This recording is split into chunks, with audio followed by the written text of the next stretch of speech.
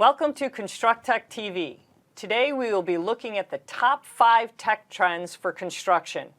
This includes the infrastructure report card, a cybersecurity lab, standards for working at heights, the most inexpensive material for construction, and the top 3 ways to create a greener project.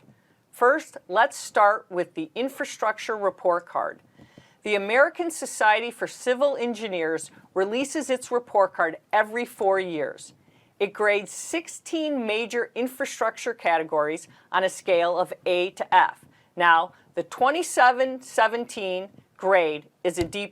Now, that's a horrible grade, and it's calling for a $4.5 trillion investment to be made. This points to the need for funding and technology to improve our nation's infrastructure. President Trump is certainly talking about rebuilding America. Here to chat with me about it is Pat Jones, Executive Director and CEO of the International Bridge, Tunnel, and Turnpike Association. Pat, I want to thank you for joining us today. Thanks for having me. It's a pleasure. So, Pat, let's talk about what President Trump is actually doing and talking about infrastructure and the $1 trillion investment over, let's say, the next, I think it's 10 years or what we're doing. What's your thoughts on all of that? Well, Peggy, we're very excited that President Trump has taken an interest in infrastructure and he's talking it up and he's brought a lot of voices into the conversation. We're still a little bit not sure exactly what it's going to look like. He's talked about $1 trillion over 10 years. He's talked about providing tax incentives to encourage private sector investment in transportation. But beyond that, we don't really know too much. So we're still waiting for the details to come out. But in the meantime, we are happy that infrastructure is part of the dialogue and that President Trump seems to be interested in doing something more than what's being done today. Well, we know we talk about our roads and bridges and things like that. Our infrastructure is in a lot of trouble. Is $1 trillion even enough when we look at how crumbling and how much trouble we're in when we talk about infrastructure? Peggy, that's a really good question. And you know, the American Society of Civil Engineers just came out last week or the week before with their 2017 report card, and they talked about how roads have a grade of D+. And, overall infrastructure has a grade of D, something along those lines. So we certainly need to invest a lot more. $1 trillion over 10 years would be a good start, but I'm not sure how far private sector investment will go in that $1 trillion. There's probably going to need to be a lot more public sector investment using taxes or general government funds to make this a reality. So do you think maybe when you say the public, but do you think maybe we need to do public-private sector, a combination of both to maybe make this work? Because right now it's not going to be able to come from just one side or the other, but maybe a combination? Well, my focus is on highways, bridges, and tunnels, surface transportation infrastructure. And the traditional source of funding for that has come from the gas tax, whether it's the federal gas tax that goes into the Federal Highway Trust Fund or state gas taxes. And they account for, fuel taxes account for probably 3/4 of the investment today in infrastructure. We will need to have private sector investment as well. And what that normally takes the form of is toll roads. Private sector investors will make an investment in a facility, but they expect to get their payback over time. So, and that's usually using tolls. It's a user fee. So I think we need to have a combination of those. When you talk about private-public partnerships or public-private partnerships, you're generally talking about investors putting money into building a new road or an asset lease of an existing facility and collecting the tolls over the time to recoup their investment. If we're talking about the kind of this thing, how did we get to this mess? I mean, we've seen these roads being so bad. We've seen the infrastructure, and now we're talking about we want smarter cities. We want all this. you can't have everything that you want all of a sudden. And it seems like we're talking about we want these autonomous vehicles, we want these smarter cities, we want everything, but nobody wants to pay for it. So we've got this perfect storm kind of sorts. How are we going to accomplish what we want, yet it just seems like nobody wants to come up with the dollars for it all? Well, Peggy, I think you've hit the nail on the head. Everybody wants more and better infrastructure, whether it's the power grid, whether it's wastewater treatment facilities, whether it's highways and bridges, whether it's rail, but nobody wants to pay for it. And I think the challenge is that we may need to make a better case to the American public, and we need to engage them in conversation about the benefits that investment in infrastructure will have. People tend to think that when they send their money to Washington, a lot of people think it goes to waste. We don't know what happens to it. But with people in my industry, for instance, in the toll industry, when you get on a toll road, you can see where your tolls are going. You can see the investment. You can see the well-maintained pavement. You can see the ability that the toll operator has to clear snow in wintertime. Often toll facilities are the only roads that are operating in a severe snowstorm.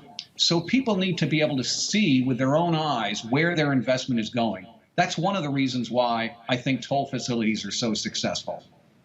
Have we done the right things of maximizing technology through the years when we talk about tolls and bridges? Because now we have sensors and things that can tell us when we have failing roads, when to go fix them. I mean, I live in the Midwest, so I understand, with potholes, the weather just, deteriorates our roads faster than we can think.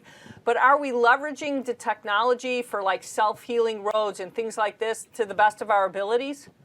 Well, your question about technology really bleeds back into the last question you asked, and that was about investment. How did we get into this situation? And an important thing to remember is that our Federal Highway Trust Fund depends upon the federal gas tax, which has not been increased since 1993. We're talking about the Clinton administration, which was the last time the gas tax was increased. And as a result, the purchasing power of those gas taxes has declined by more than 40% as a result both of inflation and higher fuel economy. So first of all, we need more money coming into the system. We've got to increase the fuel tax, or we've got to do something else to increase the revenues.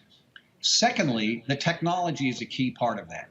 Yes, we need to be able to get better, more capacity out of our existing system. When we start to platoon cars and platoon trucks, and they can take off from a red light, in unison, and they can drive on the highway with very little gaps between them, we'll have a lot more capacity on our roadway system without having to build new roads. So definitely the funding and the technology go hand in hand. Pat, you've raised a lot of great ideas, and a lot of I hope you'll come back and talk to us, because it seems like there's so much more that we can drive some innovation, creative thinking with our young millennials who are coming out of school, and hopefully they'll help us as we continue to solve all of this. Thank you so much for being with us today. Peggy, thanks for having me. It was a pleasure, and I look forward to speaking with you again soon. Speaking of infrastructure, our next tech trend focuses on infrastructure security challenges. Cyber attacks are impacting companies across the globe.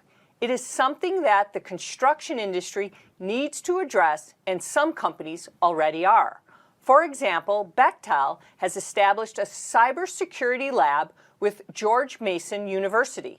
The lab aims to protect equipment and software in critical infrastructure. The result will be a more secure infrastructure. I encourage you to keep an eye on what comes out of this amazing lab. It will certainly have an impact on the market in the very near future. Standards. We've all heard about their importance. But what about standards for working at heights? Aerial platforms are a dangerous place to work. The good news is that there are standards in place to make it a safer place to be. Currently, aerial lifts purchased before January 22, 1973 do not meet ANSI standards, and they may not be used unless they have been modified. Most of you probably don't have lifts from 4 decades ago, but these regulations are all set to change later this year. ANSI is going to come out with a new set of standards, and all aerial lifts will need to be upgraded. You might just want to check your lifts to make sure they are in compliance. What's the most inexpensive material for construction?